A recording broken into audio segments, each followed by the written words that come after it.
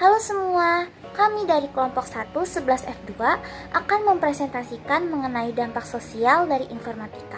Baik, langsung saja kita ke pengertian dari informatika tersebut. Baik, pengertian informatika adalah ilmu yang membahas pengelolaan dan analisis data. Volume datanya juga sangat besar hingga memanfaatkan mesin berbasis komputasi. Lebih luas lagi, informatika menekankan pada pengumpulan informasi melalui pemanfaatan struktur, sifat, dan interaksi dari sejumlah sistem. Beberapa sistem ini bekerja dengan mengumpulkan, memproses, dan menyimpan data.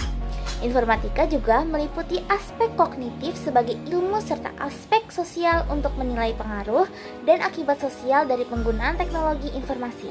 Dan juga bidang ilmu yang termasuk dalam informatika adalah yang pertama, ilmu komputer, ilmu informasi, sistem informasi, dan teknik komputer. Dampak aspek ekonomi produk informatika.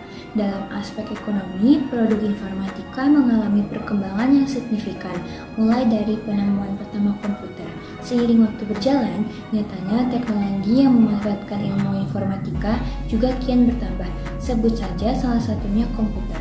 Produk ini awalnya diciptakan dengan berbagai macam kekurangan. Sekarang komputer sudah banyak varian dengan spesifikasi tertentu yang dibuat demi menyamankan konsumen atau pengguna.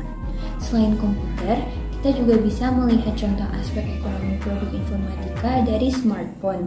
Bukan hanya sekedar untuk komunikasi, perkembangannya jauh melampaui itu.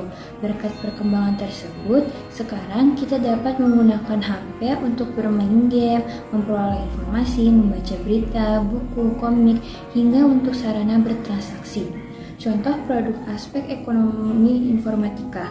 Yang pertama ada jasa layanan online, yang kedua hardware, dan yang ketiga software. Dampak aspek hukum produk informatika.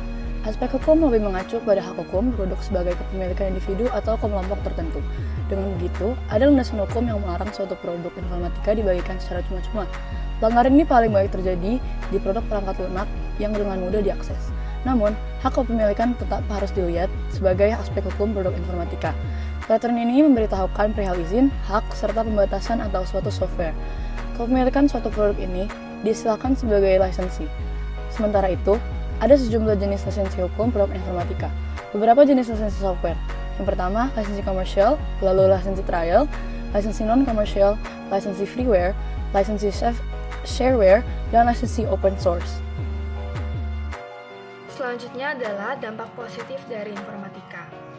Dengan adanya bidang ilmu informatika memberikan kemudahan bagi manusia untuk berkomunikasi juga berinovasi mengembangkan teknologi. Contohnya, kedua orang di tempat yang berbeda secara waktu yang sama dapat memberikan informasi dengan mudah dan juga cepat. Yang kedua adalah manusia juga diuntungkan dapat mengetahui pengetahuan tentang budaya luar tanpa harus pergi ke tempat tersebut. Contohnya adalah kita dapat mengetahui kebudayaan masyarakat Toraja dengan hanya melihatnya di internet tanpa harus mengunjunginya secara langsung. Yang ketiga adalah teknologi informatika yang terus berkembang memberikan kemudahan bagi siapapun untuk menyebarkan karyanya. Contohnya adalah kita dapat menyebarkan dan juga melestarikan budaya Indonesia dengan mengupdate-nya di media sosial sehingga banyak orang dari berbagai negara bisa mengetahuinya dan tertarik untuk mempelajarinya. Selanjutnya ada dampak negatif dari dampak sosial informatika. Yang pertama, ada maraknya penyebaran hoaks, perkembangan teknologi yang tidak diiringi dengan pengetahuan masyarakat yang baik, memberikan kemudahan untuk penyebaran hoaks, mengingat banyaknya hoaks yang tersebar melalui internet dan media sosial. Selanjutnya, ada ujaran kebencian, kemudahan akses informasi juga berdampak pada penyalahgunaan yang mengakibat maraknya ujaran kebencian di media sosial. Biasanya, ujaran kebencian ditujukan untuk individu tertentu, organisasi, lembaga, pejabat, suku, ras, dan lain sebagainya.